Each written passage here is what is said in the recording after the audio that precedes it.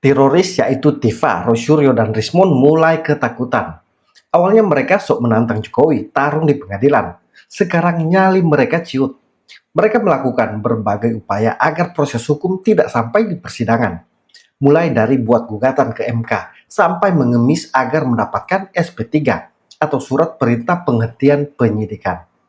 Karena ketika di pengadilan nanti mereka memang akan ditelanjangi. Lihat saja, sedangkan pra peradilan mereka takut. Padahal itu instrumen sah sesuai mekanisme hukum jika mereka yakin mereka tidak layak menjadi tersangka. Tapi buktinya mereka takut pra peradilan dengan berbagai alasan.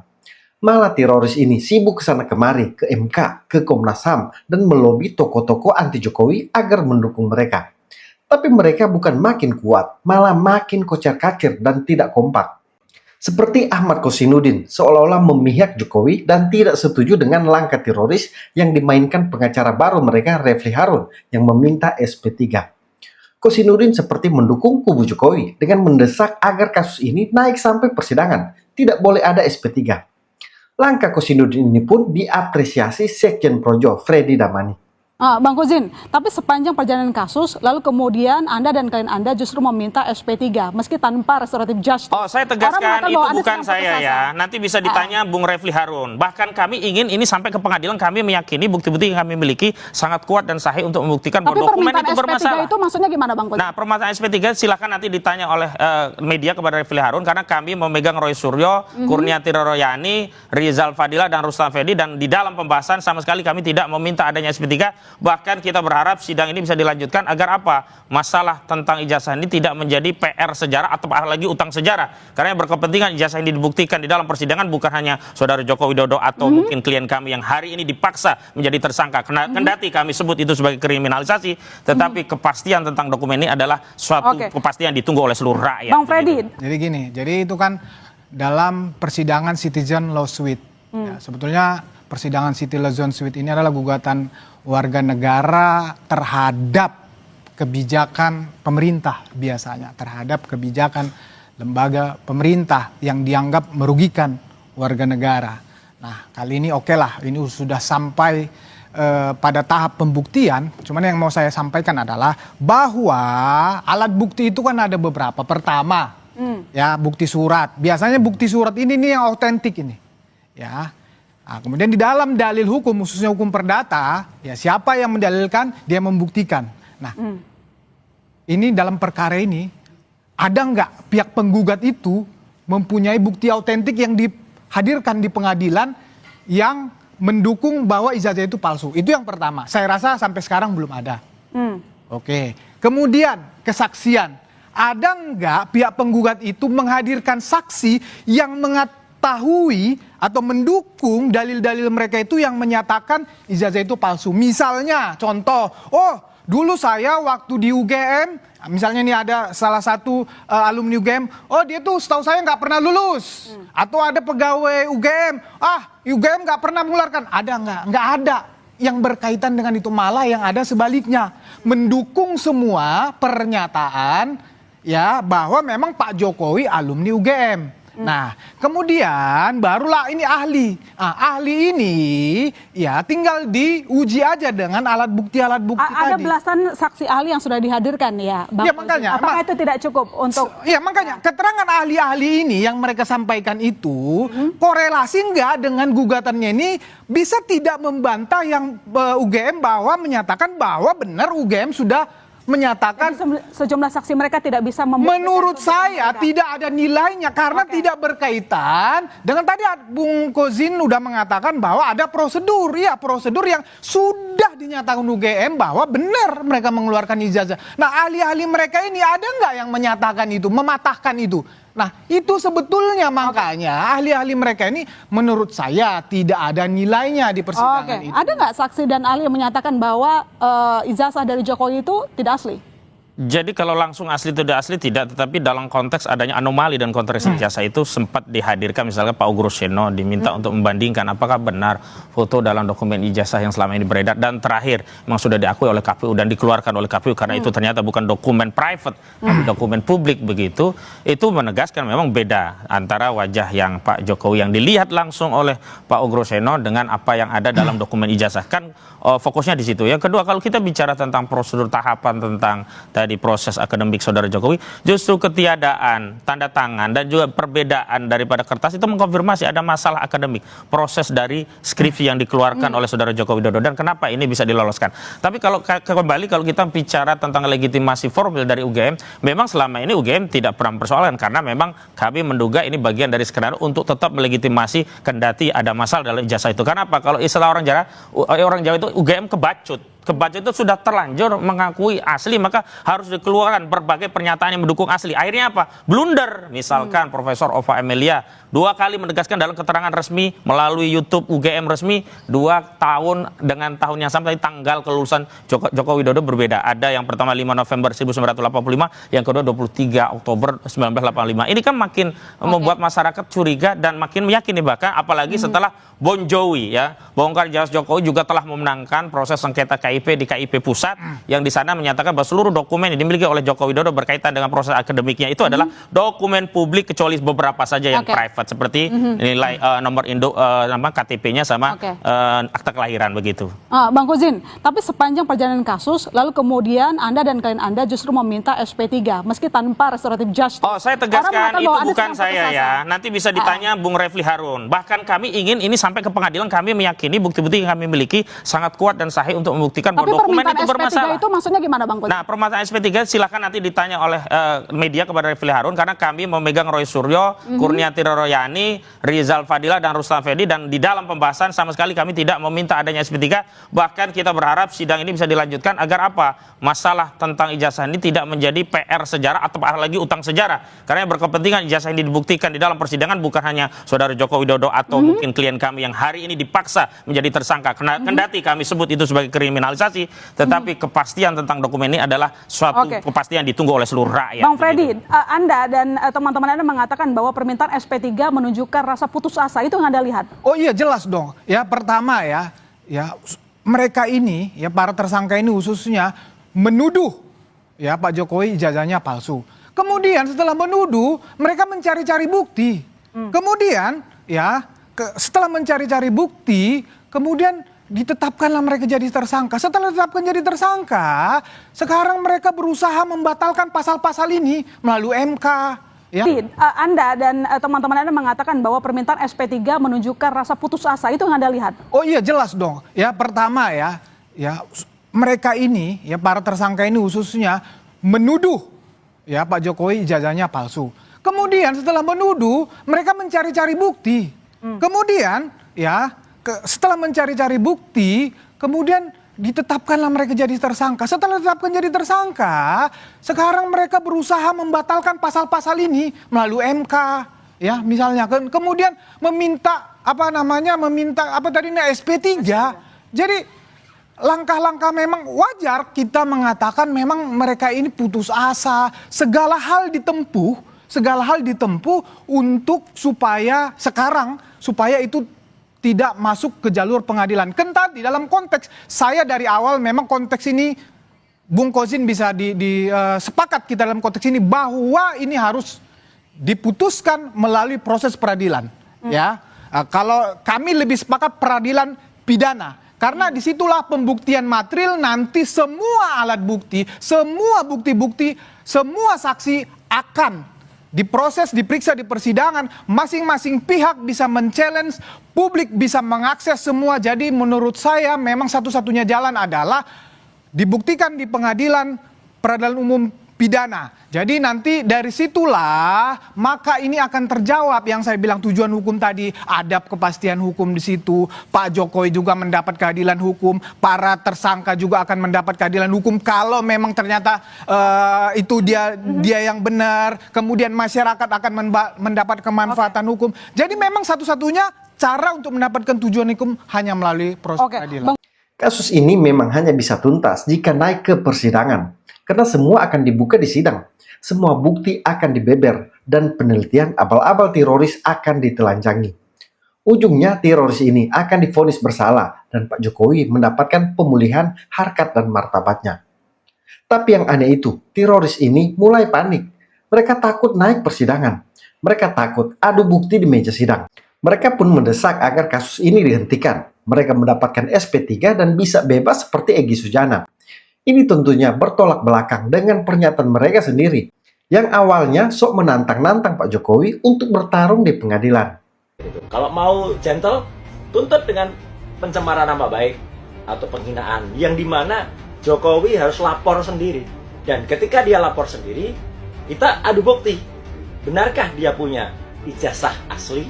Yang itu kami berempat sudah kemudian memastikan bahwa ijazah yang selama ini dipublikasikannya, yang itu oleh kader salah satu partai itu terpublish dengan tulisan asli, itu memang asli atau palsu. Ingatkan Pak Joko Widodo, ya jangan dibatalkan atau dicabut, ya kita tanding di sidang kan gitu. Saya kira saya nggak bakal gentar kalau cuma menghadapi penjara itu. Itu sudah ini sih resiko yang sudah dikalkulasi. Tapi saya ingatkan Pak Joko Widodo, ya jangan dibatalkan atau dicabut, ya kita tanding di sidang kan gitu. Itu udah hal biasa itu. Asal jangan dicabut karena Pak Jokowi ini kan seringkali ya sen kanan belok kiri gitu kan. Pura-pura dilaporkan ternyata ini minta damai. Ada isu-isu seperti itu. Iya. Kan begini ya. Kalau tidak ada orang yang menggugat ini terus mau didiamkan, kan? Mau didiamkan. Terus mau kita anggap benar lembar pengesahan skripsi seperti itu. Kita biarkan UGM bebas untuk memanipulasi dokumen. Kan harus ada yang maju. Kan harus ada yang maju dan harus ada yang siap untuk dihukum kan. Kan gitu, dikriminalisasi lah atau apa gitu loh. Kita lihat aja. Saya kira saya nggak bakal gentar kalau cuma menghadapi penjara itu. Yang penting saya nggak nyolong, Mas. Saya nggak nyolong, saya nggak ya. Bagi saya, kekuatan saya, argumen ilmiah saya, ya hadirkan ahli di sana kan. Banyak sekali lembar-lembar pengesahan skripsi itu di UGM, ya, khususnya di Fakultas Kehutanan, itu dibiarkan kosong dengan teknologi Times New Roman yang belum ada saat itu, agar sesuai dengan lembar pengesahan skripsi Joko Widodo. Kosong, Mas, tanpa tanda tangan. Gitu. Skripsinya nggak asli karena tidak ada tanda tangan pembimbing. Mohon maaf, kalau diperiksa sebagian besar skripsi di Fakultas Hukum ini itu nggak ada tanda tangan pembimbing. Kenapa? Karena mahasiswa itu kan begini, Bang. Mahasiswa itu kalau mau menyetorkan kan masa disuruh bendelin fotokopi bendel lagi satu untuk dikasih ke fakultas. Kadang-kadang enggak, jadi satu bendel bekas ujian terbukanya itu yang disetorkan kan. Kadang-kadang buat tanda tangannya. Kalau diperiksa di situ itu banyak yang ada tanda tangan. Jadi tidak bisa gini. Tidak bisa dicapai kesimpulan kebenaran hanya berbasis misalnya itu tidak ada tanda tangan kah? Kayak gitu. Dengan segala hormat untuk Mas Roy CS ya. Rasman Nasution, ketua kami Jokowi, mempertanyakan sikap pelin-pelan Roy Suryo CS ini. Yang awalnya sok menantang-nantang Jokowi, tapi sekarang mengemis-ngemis SP3. Padahal awalnya mengaku mereka berjuang atas nama rakyat. Tapi kok takut kasusnya terang benderang di pengadilan. Giliran dilaporkan, sampai kesini-kesininya, kok malah minta dihentikan? Kan Anda berjuang atas nama rakyat. Anda mengatakan mewakili rakyat, walaupun saya merasa tidak Anda wakili. Persoalan pertama adalah soal siapa terhasut. Ada, menurut Bung Rasman adalah salah satunya yang jelas Prof. Din Samsudin, menurut Prof. Rasman. Bang Rasman, ya kan. Kemudian Pak Muhammad Sobari. Pak Muhammad Sobari juga. Yang tadi tengah tiba-tiba sekarang bela. Terhasut Pak Sobari. Oke. Ada lagi mungkin? Masyarakat biasa. Masyarakat biasa. Belum netizen lagi maki-maki kita. Misalnya yang tadinya tengah-tengah, lalu kemudian percaya bahwa ijazah Pak Jokowi kan kita lihat setelah setahun perjuangan ini, muncullah tiba-tiba Pak Din, Pak Muhammad Sobari. Itu terhasut? Ya menurut saya. Boleh dong.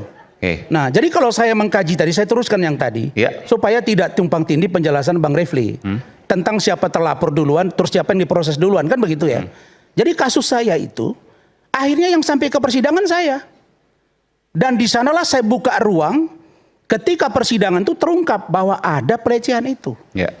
Lah sekarang muncul pertanyaan, Mas Roy selalu bilang ini ada pergeseran. Nanti kalau ini sidang di pengadilan, yang dibahas adalah pencemaran, bukan ijazah. Tidak begitu. Pokok perkaranya, bentar bang, ini pengalaman saya bang. 8 bulan saya sidang, tiap minggu itu ada medianya. Termasuk iNews, saya terima kasih. Apa itu?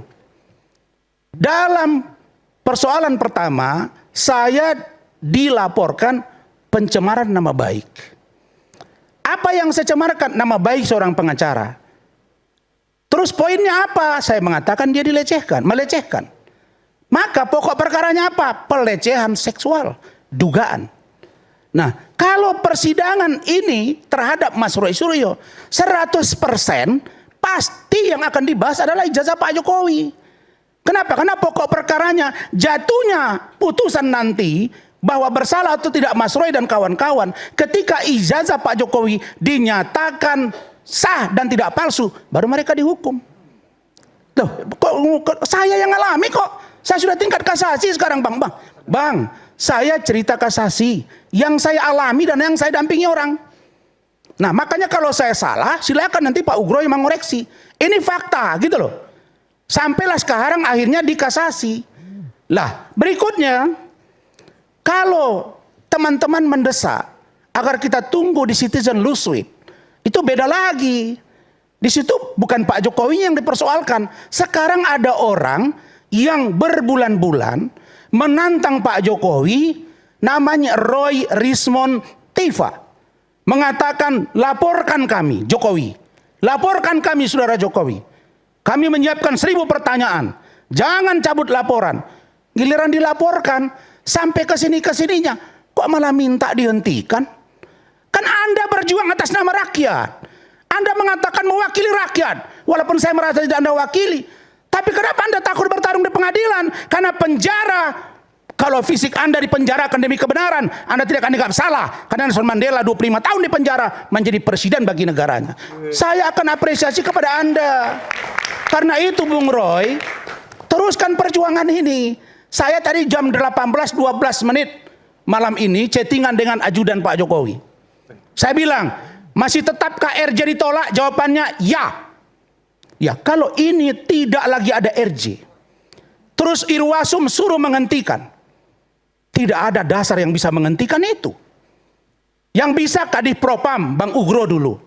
Panggil, bukan hentikan ya, periksa kenapa Anda tidak sesuai norma menjalankan aturan sesuai dengan hukum dan atau perkap. Tapi yang namanya Irwasum tidak punya kewenangan. Makanya ada gelar perkara khusus. Nah mereka ini Bang Refli, ini sayangnya Bang Refli kan di tengah masuknya. Karena dulu pengacara yang lain itu banyak kompor-kompornya gitu loh. Nah jadi mereka ini kan sudah tahap udah berlangsung semua ini Bang Ugro, Pak Ugro. Dilaporkan, diperiksa, lidik, sidik, tersangka, gelar perkara khusus, datangkan ahli, limpah ke kejaksaan, kembalikan P19, kemudian akan diserahkan lagi. Semua tahapan sudah dilakukan. Terus bagaimana mau sudah dihentikan? Makanya dari awal saya katakan, lakukanlah upaya hukum pra-peradilan. Karena nanti, loh kok ketawa?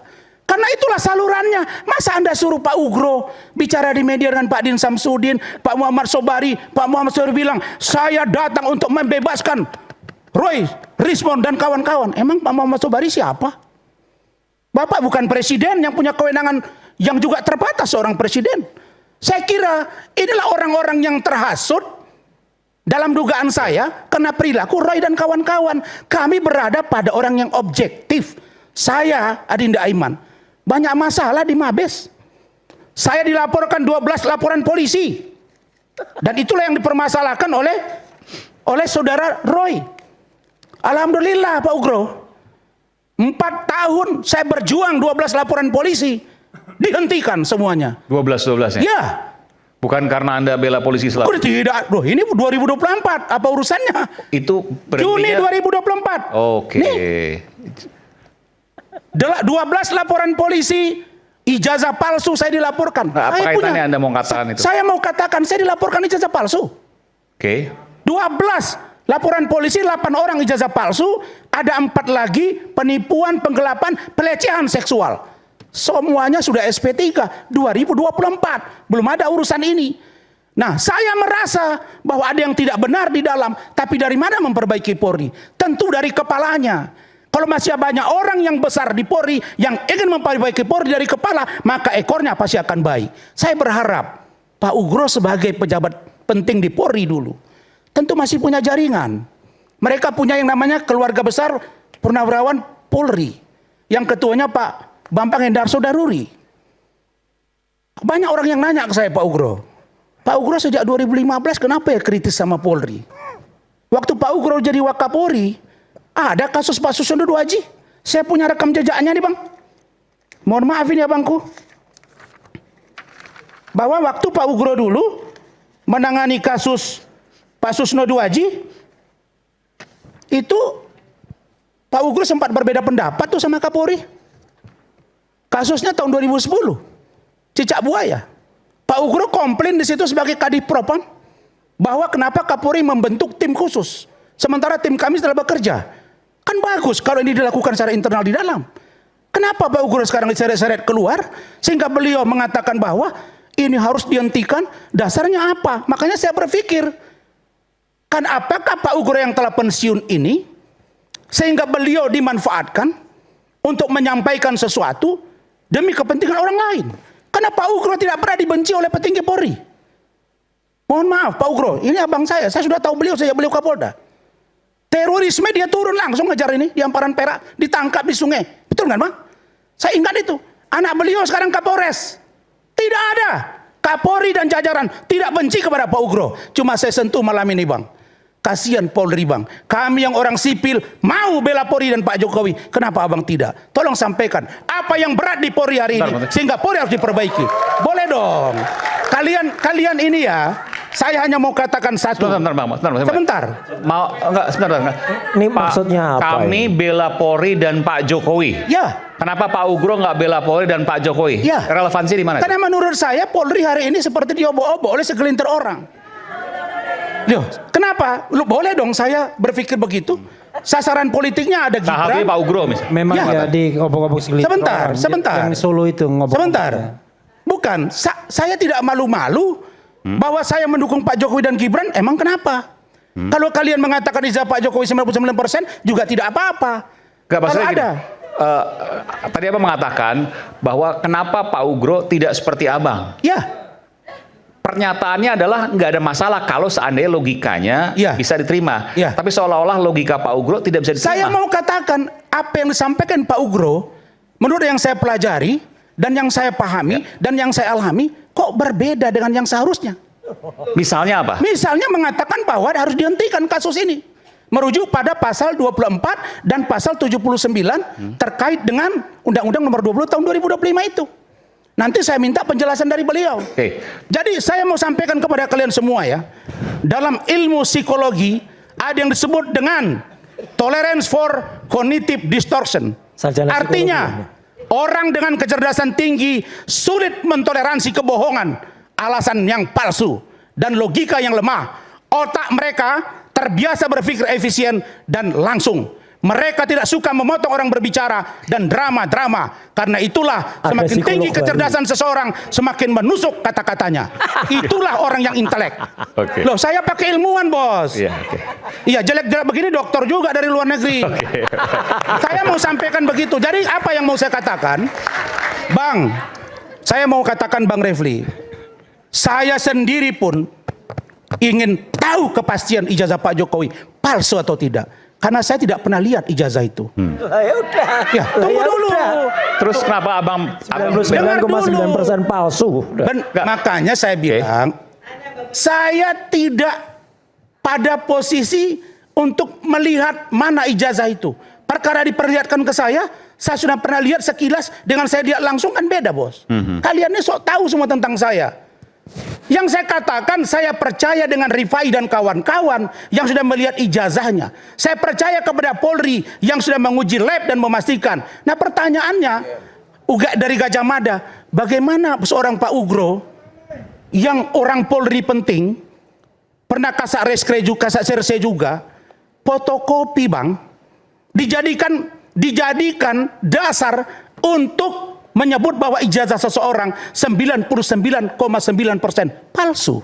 Bentar, Tadi saja. Ini pertanyaan paling dasar. Iya. Abang tidak pernah melihat Abang tidak tahu ijazah Pak Jokowi asli atau palsu, tapi kenapa kemudian Abang membela Pak Jokowi? Begini. Kok mati ya? Enggak. Tes. Selang. Tes. Begini. Kita ketawa. Begini. Iya. Makanya Roy, dengarin ngomong saya baik-baik. Saya melihat secara utuh. Saya pegang ijazah itu lama? Tidak. Tapi saya melihat sekilas iya. Dan apa yang saya lihat, apa yang saya dengar dari Dian Sandi, apa yang saya dengar dari Rifai, apa yang saya dengar dari Yakub, saya pernah ketemu dengan Yakub Hasibuan. Apa yang saya lihat, yang diposting, yang diributkan oleh Roy dan kawan-kawan, memang tidak sama. Lah sekarang kalau saya tidak percaya dengan Lab-Krim Mabes Polri, saya percaya pada siapa?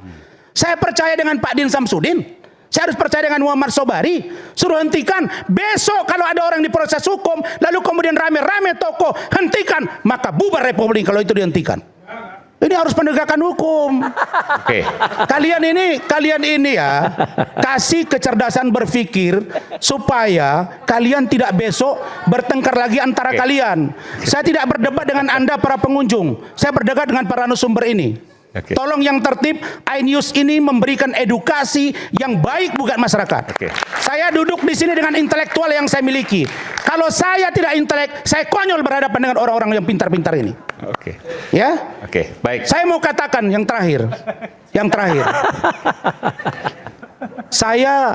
Saya melihat bahwa hari ini pergeseran itu kelihatannya akan mengarah kepada dihentikan.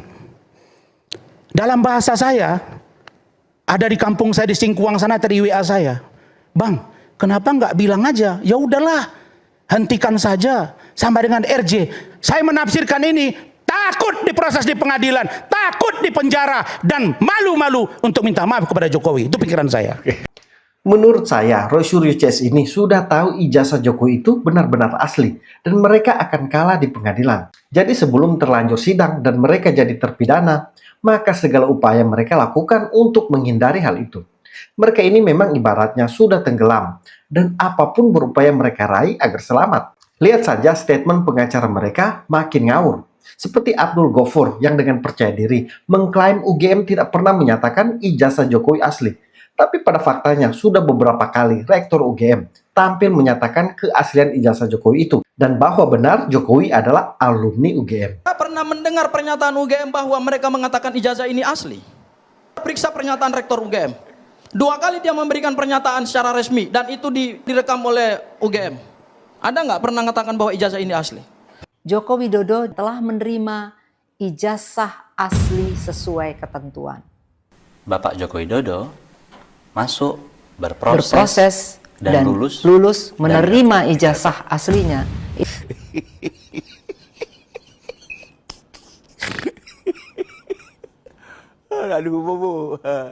Yang lebih lucu, Tifa tidak sengaja membongkar modus manipulasi digital yang dilakukan mereka. Mereka membuat file HD atau HD foto KKN Jokowi menggunakan AI. Tapi yang terjadi, wajah Jokowi berubah dan sejumlah detail malah hilang. Seperti kacamata yang digunakan para mahasiswa. Dian Sandi yang punya foto HD-nya pun buka suara dan membongkar fakta ini lewat postingan di akun X-nya. Sebelumnya Tifa memposting 2 foto dengan maksud untuk menyerang Jokowi. Satu foto resolusi rendah, yang satu katanya sudah ditingkatkan resolusinya. Tapi malah detailnya hilang dan wajah orang-orang berubah. Inilah salah satu bukti mereka kena pasal Undang-Undang ITE yang memanipulasi data sebagai bahan memframing jahat Jokowi. Ini yang pengacara Jokowi katakan, mereka menggunakan teknologi untuk memanipulasi data dan terus menarasikan Jokowi tidak ikut KKN, tidak lulus kuliah, dan ijazahnya palsu. Padahal itu foto menggunakan AI yang sering keliru. Bagi yang paham menggunakan AI pasti tahu, kadang atau malah sering detail berubah ketika resolusi ditingkatkan menggunakan AI. Jadi ini bukti nyata, mereka akan masuk penjara. Itu juga yang membuat teroris itu kalang kabut dan mengemis-ngemis SP3. Tapi seperti apa yang dikatakan Pak Jokowi, kasus ini harus sampai ke pengadilan supaya terang benerang. Kalau yang di Polda Metro itu sudah urusan hukum, artinya urusan pribadi ya urusan pribadi, maaf memaafkan, tetapi urusan hukum ya urusan hukum. Dan memang harus sampai ke pengadilan. Teman-teman, itulah beberapa informasi yang bisa saya share di video kali ini. Kalau dirasa bermanfaat, jangan lupa komen, like, dan bagikan. Salam kontra narasi.